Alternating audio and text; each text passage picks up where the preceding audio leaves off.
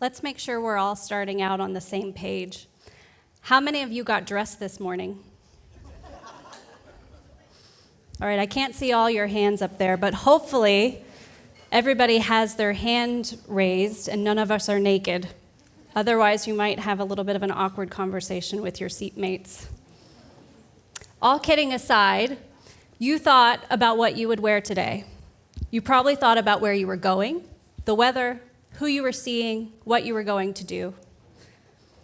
Even if you think you know nothing about fashion, you know enough about it to put clothes on your body today. I love fashion. Let me be more specific. I love the business of fashion, so much so that I pursued my Ph.D. in it. But I'll let you in on a little secret.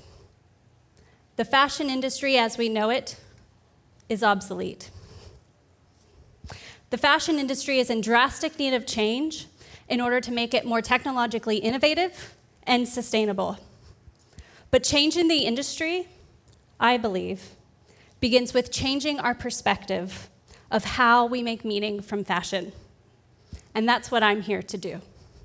To re-examine our perspective on the fashion industry in order to open up the door to entrepreneurship and innovation and make it more sustainable. But being in my position gives me a front row seat to our cultural understanding of fashion as frivolous and unimportant. Let me give you a particularly memorable example. During my first year of my doctorate, I returned home to our small town in Texas, and we were sitting around a dinner table with friends and family when somebody asked me what I was working on. And I began to proudly answer that I was working on my Ph.D., and before I could finish my sentence, my little brother jumped in and said, "But it's not a real Ph.D. because it's in fashion." Now, I get that he meant it as a joke to get a quick laugh at my expense, and he certainly achieved it.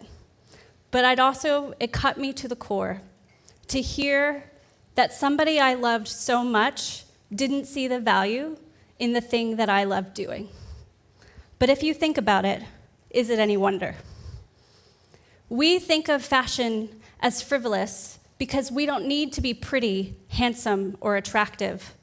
Fashion is merely stuff of women and the home, things our mothers and our wives do for us, silly things to keep us preoccupied. It's not for serious or for smart people. It's for people who have nothing better to do. Fashion is merely the constant consumption of goods that ceaselessly move in and out of our lives as trends come into style and go out of fashion. The industry is criticized for telling us what we should be buying and wearing at this point in time. But also consider this. Fashion is an industry that touches every human life. We all adorn our bodies with something, and we all exchange things of value to obtain the things with which we adorn our bodies. Fashion is valued at more than $2.4 trillion annually. That's about $325 per person on the planet spent every year. And on a personal level, fashion is both an opportunity for self-expression and a way of aligning ourselves with our culture and community. But let's face it, fashion, and really the purchase of apparel, is at this point purely an emotional decision. For the most part, we don't actually need new clothes. But I believe that this personal and emotional decision is not only imperative to the development of our economy, but to the development of our humanity. Fashion has the power to change the world, but not if we don't take it seriously. Not since the invention of the sewing machine have we truly achieved efficiencies in how our clothing is made. We have sped up the rate of production by putting pressure on other elements of our supply chain, including the individuals who make them. Every item on your body today was made with human hands. Re-examining our cultural relationship to the fashion industry is how we will achieve an industry that is both technologically innovative and sustainable. Fashion is considered the second most polluting industry in the world. And for the last 10 years, for the last decade, the discussion of sustainability continues to rise. And yet, what is sustainability? I live and work in fashion every day, and I still don't understand what it means to be sustainable. I have a Ph.D. in fashion, and I still don't get it. I'm still confused. Because coming to an answer or a single definition as to what is sustainable brings into question every element of our supply chain. Because fashion is a global industry. It is fractured across small businesses and independent suppliers throughout the world. There is not one single solution, and every decision we make will have both positive and negative consequences. And that is why it's time to re-examine our relationship to the fashion industry. For example, should we recycle plastic bottles and then turn them into threads that then go into making our apparel items? We're already seeing t-shirts and tote bags on the market made from recycled polyester. But now we also know that washing these items and any item made out of synthetic materials, including polyester, puts microscopic particles of plastic into our water supply and also our food chain. Is that the best option? Or is it simply a return to the way that we used to make clothes, called slow fashion, using artisan and craftsman production methods? Ideally, these things should be made locally or at least within the country of origin. And in the best case scenario, made using organically grown cotton, wools, and linens. But what about all this I hear about the substantial amount of energy and water production required to make these products? Or the shortage of labor to make these garments? For most of us, this is simply a luxury that we can't afford. Simply returning to the way that we used to make clothes is like rejecting the combustion engine for a horse and carriage. We must push forward. But they give us a third option. Stop consuming, or at least consume less, buy vintage. I love this image. Being naked is the #1 most sustainable option. Don't you wish you had your hand down? Buying vintage is #2. But also, this requires a massive change in behavior that is inconsistent with our human desires.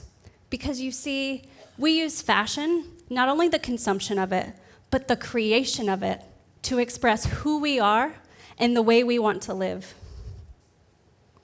Fashion is not a static element. Who we are is not a static element. These things change and evolve over time. Some things will remain constant, but other things will move. In this way, I can mark moments of transition in my own life by changes in my closet. Things that have stuck with me over the years, things that I have let go, and new things that bring me joy when I discover them. The democratization of fashion means that we now have the power to express who we are and the way we want to live. The importance and diversity of expressing ourselves through our clothes and what we wear will and should only increase, because fashion signifies where we are from, our culture, our norms, our belonging to common ideals, while at the same time showcasing our individuality, our diversity, and our aspirations. Fashion is one component of our freedom of individual identity, our capacity for creativity, and our path to self-actualization. I came to fashion reluctantly. I, too, didn't take it seriously, even though I loved it immensely. Growing up, fashion was not important except when it was. It was, of course, important that we would get dressed up for special occasions because we needed to be dressed appropriately. But to express joy about these things that you brought into your life meant that you were vain and silly, materialistic and selfish. During my teenage and my college years, I spent them a lot reading the pages of American Vogue, and I never once considered that this thing that I loved, this thing that I thought about every day when I got dressed in the morning, fashion, could really be a part of my life. I was a girl from a small town. What chance did I have to be part of an industry reflected in the pages laying before me? But after I finished my master's degree, I missed something. I missed the academic journals. And at the time, I was reading American Vogue, and I saw these articles about emerging designers. And I wanted to understand what we knew about these entrepreneurs who are launching new companies from a scientific perspective. So I went back to the library and I began my search, and nothing. I found articles on established companies like Burberry and Ralph Lauren. I found articles on retail and internationalization, but nothing on the entrepreneurs who were launching new companies. And now, what just seems like the next step in my journey, but was actually years of stress and struggle, I moved my husband and my dog across an ocean to London, and I enrolled in the London College of Fashion to pursue a business degree at an arts university. During my time in London, I learned two things. One, that the fashion industry as we know it is obsolete. And two, that the extraordinary individuals who are participating in this industry and contributing to it are no more or less extraordinary or fantastic than any number of individuals I meet anywhere else in the world. They were just lucky enough to have access to participate. And our reality is that there is fantastic talent everywhere. And now is the time to empower individuals through entrepreneurship and to innovate and make this industry better. This understanding has propelled me forward to the next step. The future of our industry will be built through disruptive entrepreneurship that changes the way we design, experience, make, buy, and dispose of our clothing. It's going to take innovators to design new business models and apply new technology to make and create the future of fashion. So I launched Aesthetic Ventures, a company to build other companies. My mission is simple: to empower extraordinary entrepreneurs with the resources they need to profoundly impact the future of fashion. I believe a new era of fashion is upon us, one that is sustainable, ethical, meaningful, functional, aspirational, and joyous. Sustainability and technology should not be a unique selling proposition, but the status quo. We should all be sustainable. We should all be innovating in what we do. And we now have the power to innovate at every segment of our supply chain, including our design to production and distribution to disposal. I don't have all the answers of how the fashion industry will change, but I do know that we can begin with re-examining our perspective of fashion, recognizing how important this industry is, not only to our individual, but our cultural identity. And like the gap I discovered when I was beginning my Ph.D. research, I now see an opportunity to open up access through entrepreneurship to this industry to anyone, anywhere that has an innovative idea, technology, or solution. And I believe that improving our supply chain, improving our fashion industry begins with re-examining our perspective and recognizing the power and meaning fashion holds in our lives. I first became aware of how important fashion was in my life when I realized that many of my most important memories were intimately connected with the thing that I wore for the occasion, like the year my baby brother was born. I don't remember much about this time, except the look of his beautiful face, how absolutely thrilled I was to be a big sister, and my perfectly pink polka dot dress that I wore to his christening. It was important to me to be beautiful when I celebrated this new baby that had just entered my life. I was only 6, but I knew then that the clothes I put on my body meant something. We are all participants. We all put these items on our bodies every day. They are gifts and cherished items that mark the passage of time in our lives. They are splurges and lucky finds in vintage stores. They are made by us and for us. When it comes to fashion, if you have a great idea, technology, or business solution, please pursue it.